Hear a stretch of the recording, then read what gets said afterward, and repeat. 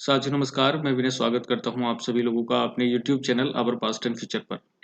और साथियों आज कोई चर्चा तो नहीं करनी है, लेकिन एक बात जो मन में है वो मैं शेयर करने वाला हूँ। और साथ ही बता रहा हूँ कि अभी 30 जनवरी को आप लोग देखेंगे, ये जो डेट डली हुई है 30 जनवरी 2021, तो इसको अपना भी एग्ज़ाम है एनटीपीसी का। और एनटीपीसी एग्ज़ाम के बारे में ही बस जो बातें दिमाग में आ रही हैं या इस समय मन की अवस्था है वही मैं आप लोगों के साथ शेयर कर रहा हूँ। 2019 की शुरुआत में जब ये वैकेंसी आई तो उतना जोश जो पहले कभी नहीं था वो भरा हुआ था सभी लोगों में। I was one of them. जितना जोश भरने के समय पेपर में था उतना जोश आज 2021 में 2 साल बाद इतना नहीं। हालांकि 30 तारीख को पेपर भी है, लेकिन 30 तारीख में पेपर होने के बाद भी जोश उतना नहीं है जितना कि 2019 में फॉर्म भरते हुए था। ऐसा इसलिए है, जो उत्साह की कमी नज़र आ रही है, जो भी मन नीरस सा हो रहा है, वो credit goes to railway recruitment board 2000 जो भी है ये इलाहाबाद। तो कहने का मतलब ये है कि परीक्षार्थियों में, विद्यार्थियों में जो नीरसता का भाव है या एक टाइप की निगेटिविटी है, वो इसी वजह से है कि एग्ज़ाम डिले पर डिले हुआ। और अभी शायद सरकार की मंशा ये लग नहीं रही थी, अभी भी जब ये डेट डिक्लेयर हुई कि एग्ज़ाम कराना है। आंदोलन के बाद, एक बड़े आंदोलन के बाद ये डेट्स डिक्लेयर हुई। जानकारी के मुताबिक आप लोगों ने देखा ही होगा, जब काफ़ी बड़ा एक आंदोलन हुआ, काफ़ी लोग सड़कों पे आए, विद्यार्थी, उसके बाद ये डेट डिक्लेयर की गई है। और अभी भी फर्दर जो आगे का रोड मैप है वो भी क्लियर नहीं हो रहा। आगे का रोड मैप का मतलब है कि कब इसकी स्टेज सेकंड होगी,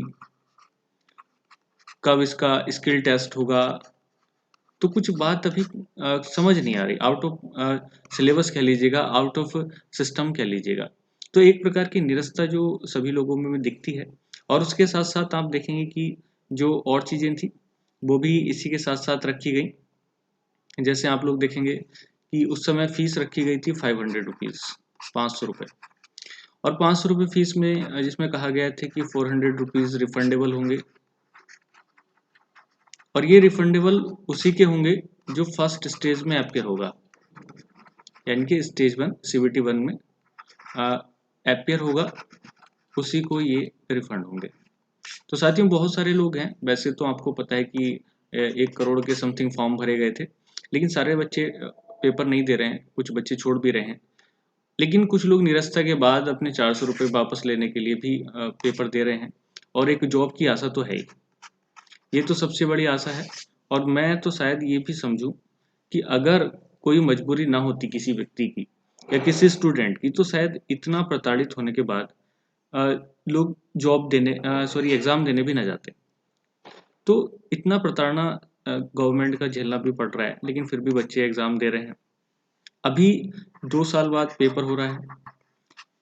अभी तो स्टेज 1 है, स्टेज 2 की गारंटी नहीं है, क्योंकि अभी मार्च तक पेपर चलने वाले हैं आरआरबी एनटीपीसी के, और उसके बाद शुरू होने हैं ग्रुप डी के। और ग्रुप डी के बाद शायद स्टेज 1 का रिजल्ट आए टोटल, और उसके बाद सेकेंड स्टेज, फिर स्किल टेस्ट। और पता नहीं है अभी, हो सकता है कि 2022 लगे, 23 लगे, 24 लगे, और मैं तो यहाँ तक शायद 25 भी लग जाए तो कोई बड़ी बात नहीं होगी।